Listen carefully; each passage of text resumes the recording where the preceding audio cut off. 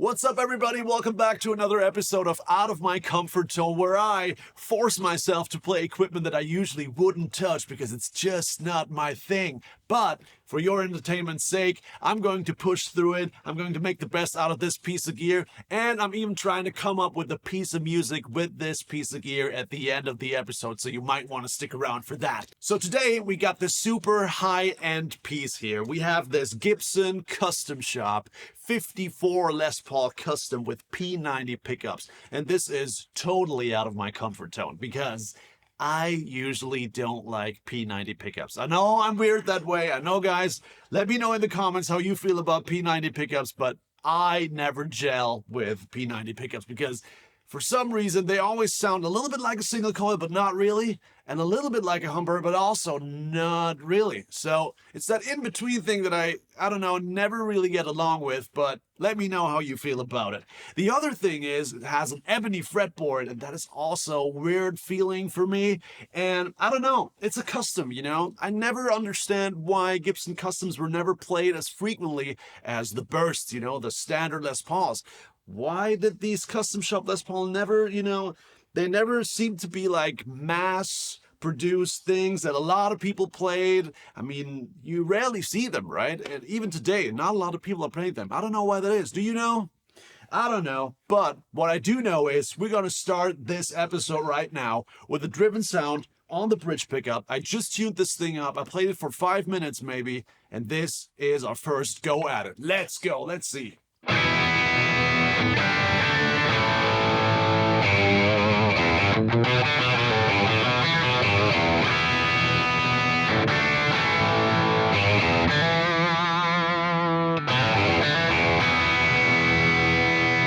Very single coily, very old school sounding to me, not super Les Paul-y sounding to me, to be honest. Not typical Les Paul, if you know what I mean. But it immediately makes me want to play some, Led Zeppelin.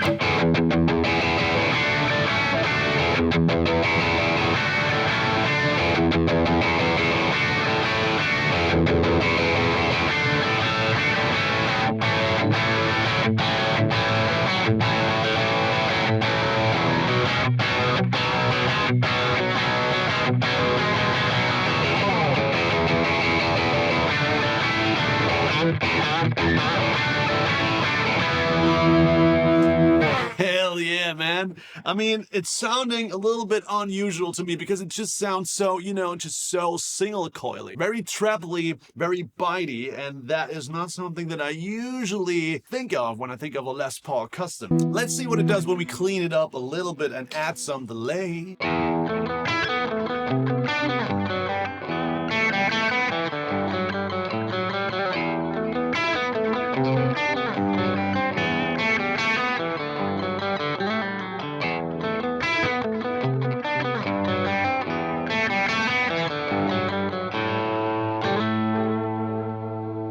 Very clear, very open sound, very bright for a Les Paul. Super unusual for me, super out of my comfort zone. Let's just move on to the next sound here. We have a middle position. How does that sound?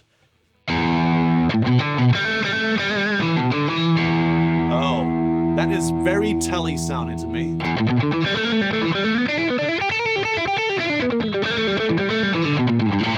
That could easily be a telly, guys.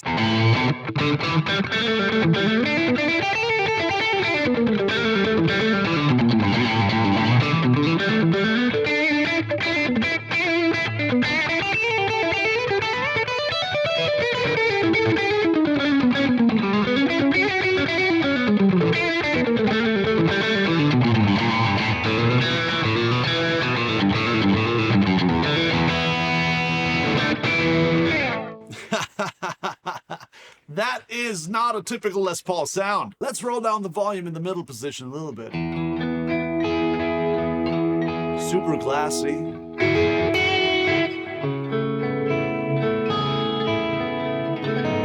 Super cool sound.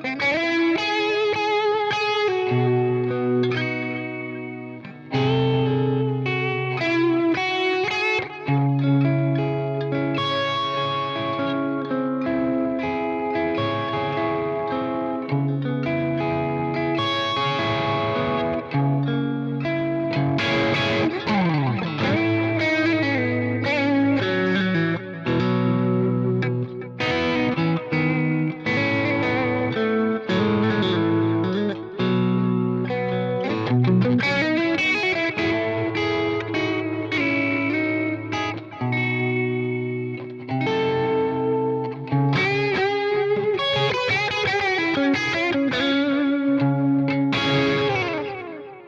have to say, that's a really nice sound, guys. Now let's check out the neck pickup.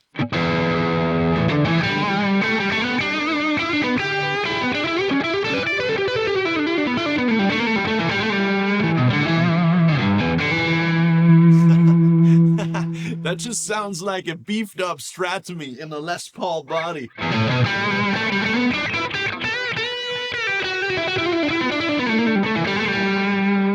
Now what happens if we clean that up a little bit? Oh, that's a very nice sound, guys. Oh, wow. Glassy, but still round. Again, very uncommon for a Les Paul, but super interesting sounding. I think we can use that to come up with a little tune here.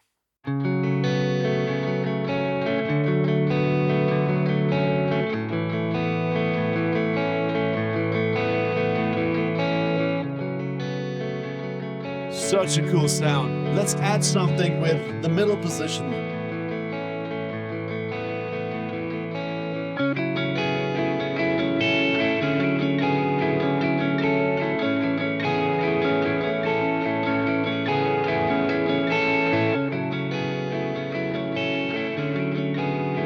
Those two pickup combinations sound amazing together. Crazy good separation. So open sounding. Crazy. Okay, now maybe let's solo a little bit.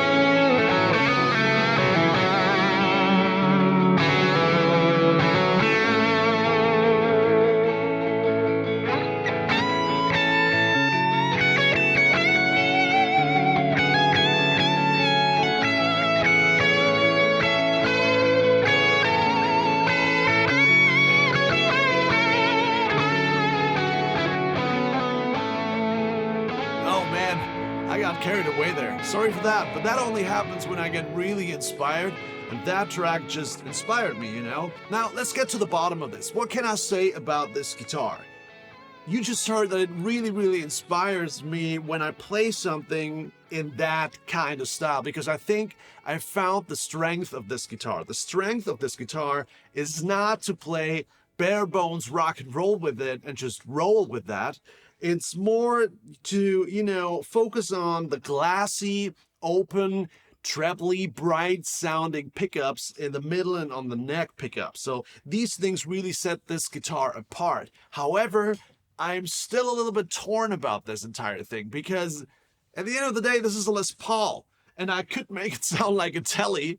I did make it sound like a Strat. I did make it sound like something super glassy that could have been a Gretsch, I'm not sure. But I don't know. It still doesn't really sound familiar. It did inspire me. I think it's a really good sounding instrument if you have a use for that kind of sound.